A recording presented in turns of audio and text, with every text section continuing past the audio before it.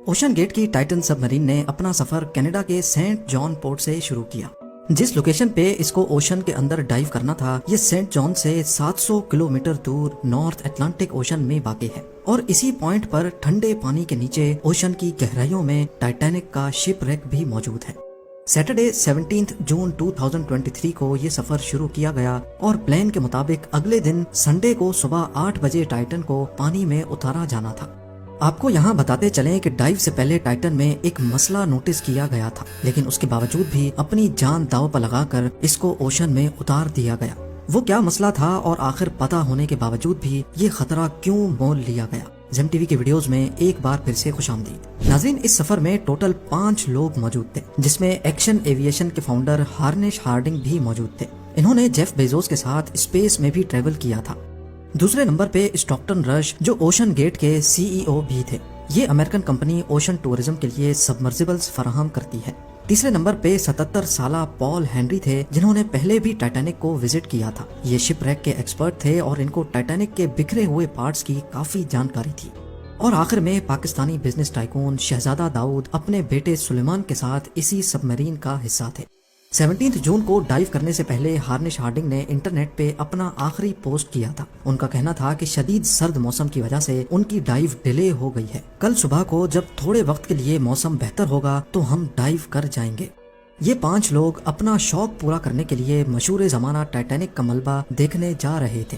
1912 में डूबने के बाद अगले कई सालों तक इसको तलाश करने की कोशिशें जारी रहीं, लेकिन अटलांटिक ओशन की हार्श कंडीशन के बायस ये काम इतना आसान नहीं था। फिर 1985 में जाकर आखिरकार ओशन फ्लोर पे आरएमएस टाइटैनिक का मलबा मिल ही गया। टाइटैनिक अपने पीछे इतने सवालात छोड़कर गई थी कि अब इनके जवाब तलाश करने का वक्त आ चुका था। दर्जनों एक्सपीडिशंस अरेंज किए गए, जिसमें अलग अलग कंट्रीज के एक्सपर्ट्स और रिसर्चर्स ने टाइटैनिक शिप रैक का रुख किया।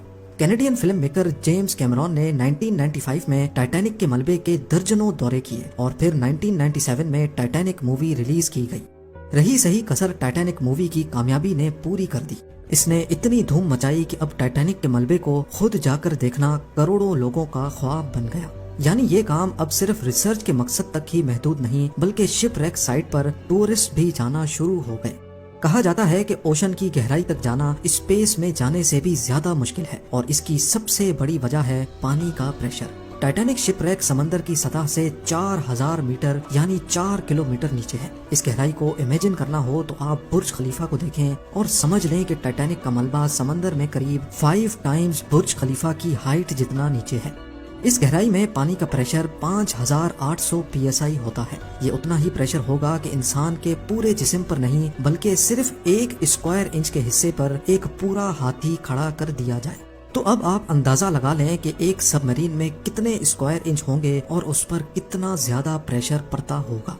खैर, संडे 18 जून 2023 दोपहर को 12 बजे सबमरीन का सफर स्टार्ट हुआ। नॉर्मली टाइटैनिक तक पहुंचने में 2 घंटे लगते हैं, लेकिन 1 घंटे 45 मिनटों के बाद ही मदरशिप पोलर प्रिंस, जो के ऊपर वेट कर रही थी, उनका सबमरीन से राब्ता टूट गया।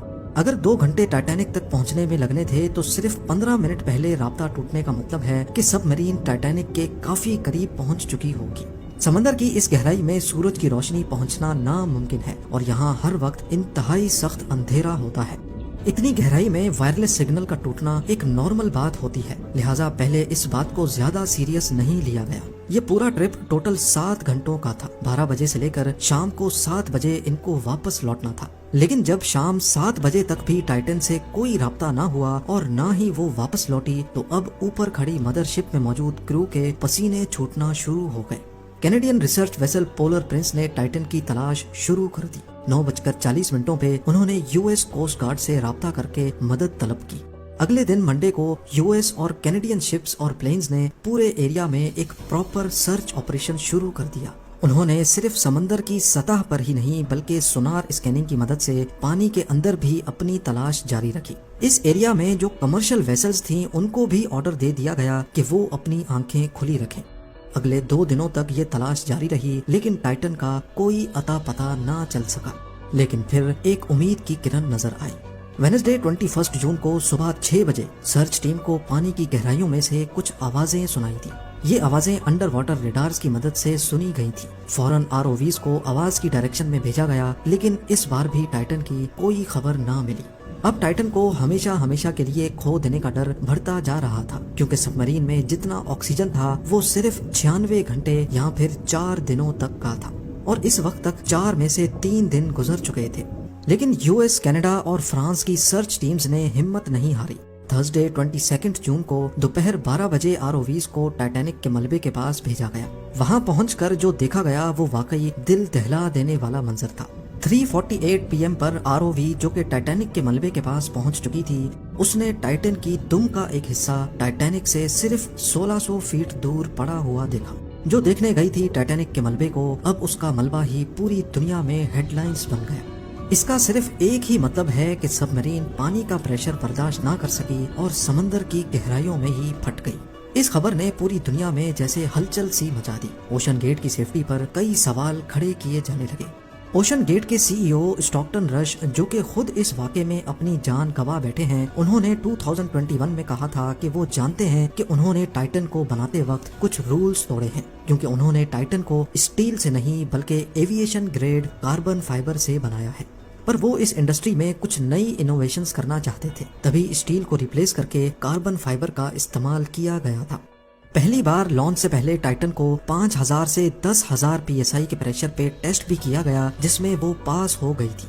پر ایکسپرٹس کا ماننا ہے کہ اوشن کے اندر ہزاروں قسم کی طاقتیں سب میرین پر پڑتی ہیں، جس میں نہ صرف پریشر بلکہ پانی کا بہاؤ بھی ہوتا ہے، جو کہ لہروں کی وجہ سے پیدا ہوتا ہے۔ اس کے علاوہ اندھیرے کی وجہ سے یہ بھی ہو سکتا ہے کہ کوئی بھاری پتھر یا پھر سمندری مخلوق سب میرین سے ٹکرائی ہو۔ کچھ بھی ہو، ٹائٹن کی تباہی کی ایک وجہ تو اس کا کاربن فائبر کا حل تھا، لیکن دوسری وجہ اس میں پہلے سے موجود کریکس بھی تھے۔ جی ہاں، ٹائٹن سب مرین 2019 میں کارل اسٹینلے نامی ایک بزنس مین کو بھی لے کے گئی تھی، اور اس وقت بھی اس کو اوشن گیٹ کے CEO ہی آپریٹ کر رہے تھے۔ کارل نے بتایا کہ اس سفر کے دوران جب وہ نیچے جا رہے تھے تو ان کو ٹائٹن کی باڈی میں سے کریکنگ کی آواز سنائی دی تھی۔ At one point, I was actually even able to drive the submarine towards deeper water by the sound of the cracking getting louder. اس وقت انہوں نے اس آواز پر زیادہ دھیان نہیں دیا، کیونکہ ان کو اوشن گیٹ کے CEO جنہوں نے خود یہ سب مرین ڈیزائن کی تھی، ان پر پورا بھروسہ تھا۔ لیکن اس حادثے کے بعد انہوں نے CNN کو بتایا کہ شاید وہ آواز اس بات کی وارننگ تھی کہ ٹائٹن کی باڈی پانی کا پریشر برداشت نہیں کر پا رہی۔ اگر یہ بات سچ ہے تو اس میں کوئی شک نہیں کہ ٹائٹن کی باڈی میں کریکس پڑنا پہلے سے شروع ہو گئے تھے۔ 2018 میں اوشن گیٹ کے ایک ایگزیکٹو نے ٹائٹن کی کاربن فائبر باڈی کے خلاف آواز اٹھائی تھی۔ ان کا کہنا تھا کہ یہ مسئلہ سب مرین کے پھٹنے سے صرف چند ملی سیکنڈز پہلے پتا پڑے گا، اور حقیقت میں بھی ایسا ہی ہوا۔ جس گہرائی میں ٹائٹن پھٹی ہے، ایکسپرٹس کا کہنا ہے کہ اس کو پھٹنے میں صرف 0.3 سیکنڈ